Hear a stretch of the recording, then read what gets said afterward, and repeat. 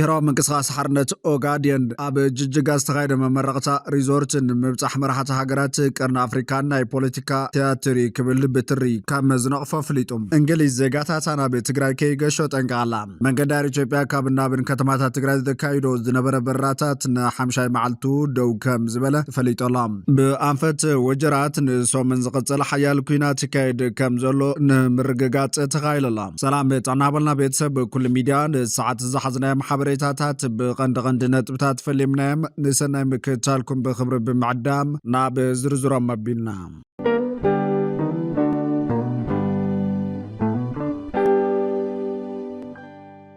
እንግሊዝ ዜጋታታ ናብ ትግራይ ከይገሾ ጠንቀቓ። ዓባይ ብሪጣንያ ብሰንኪቲ ኣብ ቀረባ ሰሙናት ኣብ መንጎ ሓይልታት ትግራይን ፌደራልን ዝረአ ዘሎ ወጥሪ ዜጋታታ ናብ ኩሉ ከባቢታት ትግራይ ከይገሾ ጠንቀቓላ። ኣብ ዝሓለፉ መዓልትታት ኣብ ምዕራብ ትግራይ ካብ ጸለምቲ ሓይልታት ክልል ኣምሓራ ተቆጻጺሮም ወጨንሑ ተጻብኦታት ተላዒሉ እዩ። ኣብ መንጎ ዕጡቓት እቲ ከባቢ ሰራዊት ፌደራልን ዳግማይ ግጭት ከይፍጠር ስጋኣት ልዒሉ ኣሎ። ኣብ ዝዋን መንገዲ ኣየር ኢትዮጵያ ናብ ዝተፈላለዩ ከባቢታት ትግራይ ዝገብሮም ዝነበረ በረራታት ካብ ዝሓለፈ ሶምን ጀሚሩ ደው ኣቢልዎ። ዋና ጸሓፊ ሕብራት ሃገራት አንቶኒዮ ጉተሬዝ ከምኡውን ሕብረት ኣፍሪካን ሕብረት ኣውሮፓን በዚ ዝምዕብል ዘሎ ኩነታት ስኽፍታ ከም ዝሓደሮምን ሻቆሎት ከም ዝፈጠረሎምን ገሊፆም ኣሎም። ከም ውፅኢቱ ድማ ኩሎም ወገናት ልጓም ክገብሩ ፀዊዖም እዮም። ቤት ጽሕፈት ጉዳያት ወፃኢ ሓበራዊ ሃፍትን ልምዓትን ዓባይ ብሪጣንያ ንዜጋታቱ ኣብ ዝሃቦ ማዕዳ ጉዕዞ ድማ ድሕሪ ዳግም ዝተለዓለ ግጭት ናብ ኩሉ ከባቢታት ክልል ትግራይ ከይገሹ አጠንቂቐ። እዚ መጠንቀቕታ ኣብ ዞባ ማእኸል ትግራይ ድሕሪ ዝተፈጸመ ክልተ መጥቃዕቲ ሰብ ኣልቦ ነፋሪት ዝመጽ ዘሎ እዩ። ብሰንኪቲ መጥቃዕቲ ሓደ ምርሕ መኪና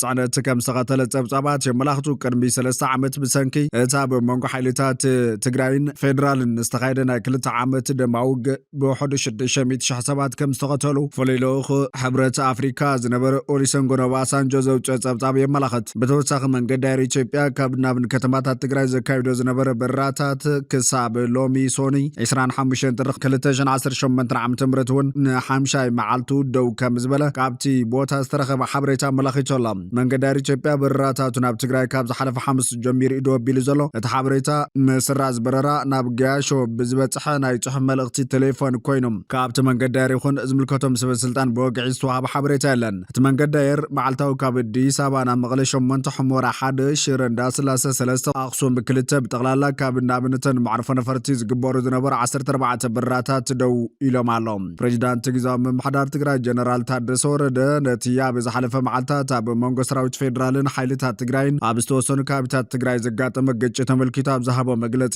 ነዚ ጉዳይ ኣመልኪቱ ንመንግስቲ ሕቶ ከም ዝቐረበ ኣንቢቱ እዩ። ጀነራል ታደሰ ኣብ መግለጺኡ ኣብ ዝዋን ካብ መወዳእታት ዝሓለፈ ሰሙን ጀሚሩ ናብ ትግራይ ዝተቋረፁ በረራታት መንገዲ ኣየር ኢትዮጵያ ምትግጓል ኣገልግሎት ባንክን ካልኦትን ንኽፍትሑ ናብ መንግስቲ ፌደራል ከም ዝሓተተ ኣመላኺቶም። ግዝያዊ ምምሕዳር ትግራይ እውን ኣብ ዝሓለፈ ሰሙን ኣብ ዝተፈላለዩ ከባቢታት ትኽልል ምስ ሓይልታት ፌደራል ዘጋጠመ ወተሃደራዊ ጎንፂ ምንባሩ ኣረጋጊጾም። እቲ ምምሕዳር ትማሊ ሰንበት ብወግዓዊ ገጽ ፌስቡክ ኣብ ዘርጎ ሓበሬታ እቲ ግጭት መሰረታዊ ሕቶ ትግራይ ዘላቕ ፍታሕ ብዘይምርካቡ ዘጋጠመን ክፍጠር ዘይግባኦን እዩ ኢሉ እዮም። ፕሬዚዳንት ግዝያዊ ምምሕዳር ትግራይ ጀነራል ታደሰ ወረደ ብቐዳም ንክልላዊ ቴሌቭዥን ትግራይ ኣብ ዝሃበ ሓበሬታ ሓይልታት ትግራይ ኣብ 2016 ዓ.ም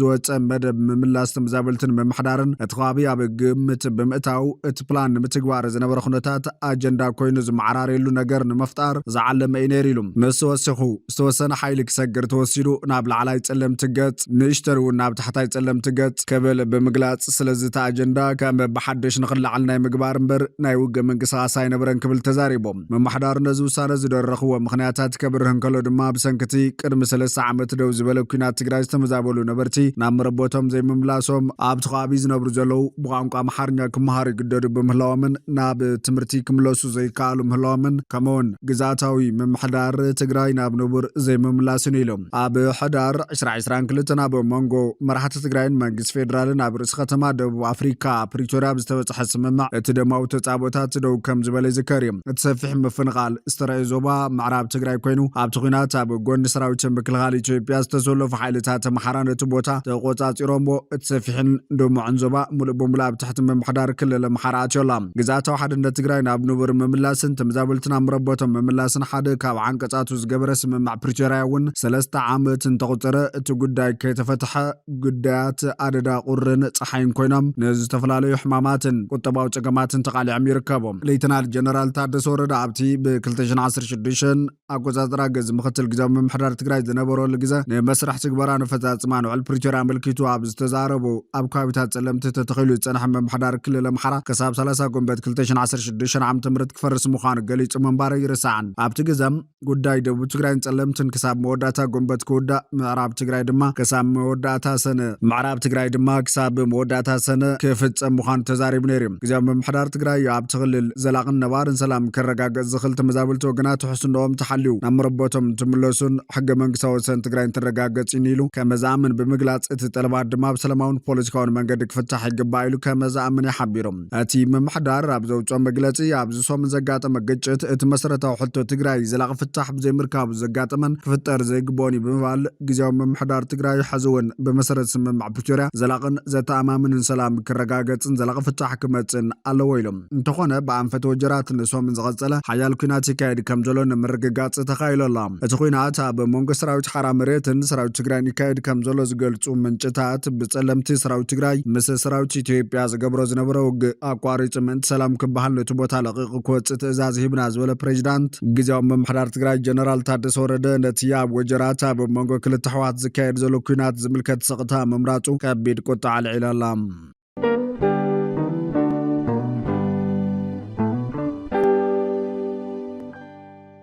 ብሔራዊ ምንቅስቓስ ሓርነት ኦጋዴን ኣብ ጅጅጋ ዝተኻየደ መመረቕታ ሪዞርትን ምብጻሕ መራሕቲ ሃገራት ቀርኒ ኣፍሪካ ናይ ፖለቲካ ቲያትር ክብል ብትሪ ከም ዝነቕፎ ኣፍሊጦም። ብሔራዊ ምንቅስቓስ ሓርነት ኦጋዴን ኣብ ዘውፅኦ ወግዓዊ መግለጺ እቲ ስነ ስርዓት መንግስቲ ኣብ ልዕሊ ክልል ሶማል ሙሉእ ቁፅፅርን ምርግጋእን ዘለዎ ንምምሳል ዝተኣለመ ናይ ሓሶት ስእሊ ድሕሪ ምባሉ እቲ ልምዓት ንፍቓድን ረብሓን ህዝቢ ሶማል ከም ዘይውክል እዩ ገሊፆም። ብተወሳኺ ትውድብ እዚ ምንቅስቓስ ዝካየድ ዘሎ ኣብ ክልላት ኣምሓራ ኦሮምያን ትግራይን ግጭታት ኣብ ዝተጓሃረሉን ዓቕሚ ማእኸላይ መንግስቲ ኣብ ዝተዳኸመሉን እዋን ምዃኑ ብምጥቃስ መንግስቲ ፖለቲካዊ ውድቀቱ ንምሽፋን ዝጥቀመሉ ዘሎ ስልቲ ክብል ከሲሶላ። ኣብቲ ጅጅጋ ዝተኻየደ ምረቓ መራሕቲ ሶማልን ጅቡትን ከም ዝተረኸቡ ምፅብፃብና ይዝከር እዮም። ዝርክብ ናይ ሰለስቲኦም መራሕቲ ንዞባዊ ምትሕብባር ሓበራዊ ስኒትን ተወፋይነትን ዘጉልሕ ሓያል ምልክት ምትሕጋዝ ምዃኑ ኮርፖሬሽን ብሮድካስት ኢትዮጵያ ሓቢሩ እዮም። እቲ ርክብ ኢትዮጵያ ኣብቲ ዞባ ሰላም ምርግጋእን ዕብየትን ንምርግጋጽ እተዓሞ ዘላ ዓዮ ዘርኢ ምዃኑ ብምግላጽ ንኸቢድ ፀገማት ቀርኒ ኣፍሪካ ብሓባር ክገጥምዎ ዘለዎም ድላይ ዘጉልህን ንዞባዊ ምርግጋእ ወሳኒ ስጉምቲ ምዃንን ወሲኹ ይገልጽ። ኣብ መንጎ እዞም ሰለስተ መራሕቲ ዝካየድ ልዝብ ንሃገራቶም ዘተኣሳስር ስትራቴጂካዊ ዝምድናታት ከዕምቁ ትፅቢት ከም ዝግበረሉን ኣብ ምሕያል ንግዳዊ ፀጥታውን ዲፕሎማስያዊ ዝምድናታትን ትኩረት ከም ዝገብሩ ወሲኹ የብርህ። እቲ ኣፍ ደገ ባሕሪ ዘይብላ ኢትዮጵያ ቁጠባዊ ምዕባላ ንምርግጋጽ ቀረባት ክትእቱ ኮነ ፍርያታ ክትሸይጥ ወደባት ናይዘን ሃገራት ክትጥቀም ድላይ ዘለዋ ኮይኑ ኣብ ጥሪ 2024 ምስተኣካል ሶማልያ ዝኾነት ርእሰ ምምሕዳር ኣቂማ ዘላ ሶማሊላንድ ኣዘራራብ ዝኾነ ውዕል ፈሪማ ነይራ። ኢትዮጵያ ምስታ ናጽነታ በዓላ ዝኣወጀት ርእሰ ምምሕዳር ሶማሊላንድ ብዝፈጸመቶ ውዕል ተጠቃምነት ኣፍ ደገን ገማግምን ባሕሪ ምስ ሶማልያ ዝምድና ሓርፊፉ ናብ ምብታሕ ገጹ ከይዲ ምንባረ ይርስዓን ድሕሪ ዝስምምዕ ኣብ መንጎ ክልቲአን ሃገራት ንኹነታት ዝምድናን ዘንጸባርቕ ምልዋጥ ቃላት ካብኡ ሓሊፉ ድማ ብፍላይ ብወገን ሶማልያ ዝተፈላለዩ ዲፕሎማስያዊ ምቁራት ተራእዩ ነይሩ። ሰበስልጣን ሶማልያ ንኢትዮጵያ ሉዓላውነት ሃገር ብምጥሓስ ብተረጋጋሚ ክኸሱ ተሰሚዖም እዮም። እንተኾነ ግን ኣብዚ ዝሓለፉ መዓልታት ፕሬዚዳንት ሶማልያ ሓሰን ሼክ መሐመድ ፕሬዚዳንት ጅቡቲ ቀዳማይ ሚኒስትር ኣብይ ኣሕመድ ኣብ ሶማሌ ተረኺቦም ምርቓ ሪዞርት ምክያዶም ይዝከር እዩ። ብሔራዊ ምንቅስቓስ ሓርነት ኦጋዴን ነዚ ድማ ኣሽከዕላል ክብል ኮኒንዎላ።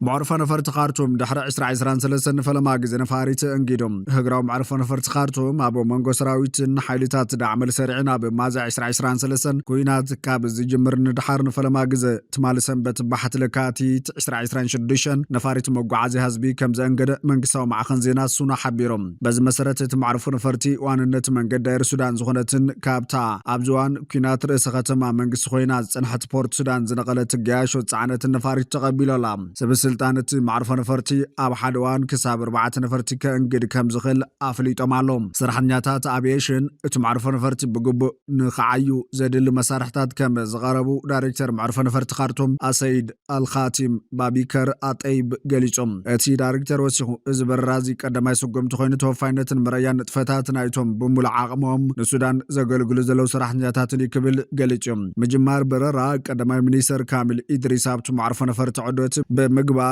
نتمسالت ياتات دحر معزاو كل تسومن تنحيز تقبر زلام سبسلطان منقسي أبي زحلفة قمتي 25 وشطاو براتات داقماي كجمر مخان قليصم وكوان تنبرم درونات دعمل سريع دحر زفتصومو متقعاتن زورود عنوتن تسناخيلو تنحيم داقما مجمار براتات من قداير سودان نتي ببغرب زملس زلو منقساو نتفتات تهاجر ناب كارتوم سعيب زمت زليم استفلالي منقساو تكالات كاب 11 تري اتحيزوم ناب كارتوم كملسن كلو منقساو تلفزيون سودان دما ب 21 تري 2026 كابتي اب دورمان دركب قند بيت صحفت سرع فنو كم زجمره يفلطيوم سراو سودان نتار سختما كاب مغابيت حلف عامه تحيزو ملء بملء استقزازرا خوين كاب شعت حج دما منقس نخلم منقساو هنصاتات كصغنن كحدثن كمون اغلغلوتات نمجمار كسرح صنحيم ازغم زلو خوين نيتانياهو مسل علوت سبسلطان صتا تاغرا خيبا كايدم قدما منستر اسرائيل بنجامين نيتانياهو اب قربا معلتات مسل سبسلطان امريكا بغدا ايران زت يستملس حلافي ستاف سراويت يار زامير دركبم لعلو سبسلطان صتا اخيبا كم زكادم اغلغلو زين انادولي اب زرغ حمريتا ملاخيتولم كم بصبصاب منغسو فنو اسرائيل KAAN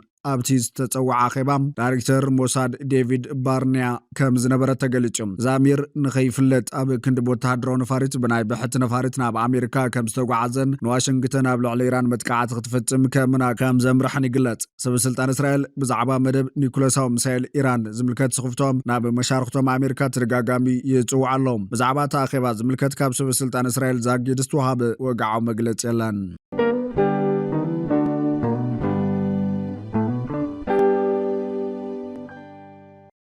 فتوات الكبراتن بيتسب كل ميدان الساعات زحزنا محابريتاتات نتوم بكتكتاتل ومزطنحكم يمثلوا نيروم نسنا مكتتالكم بممسغان ابزغصل بخالو تحابريتاتات كسام الراخب نمدلواتنا لايك شير نميديانا سبسكرايب بمقبار بيتسب كل ميديا خنوم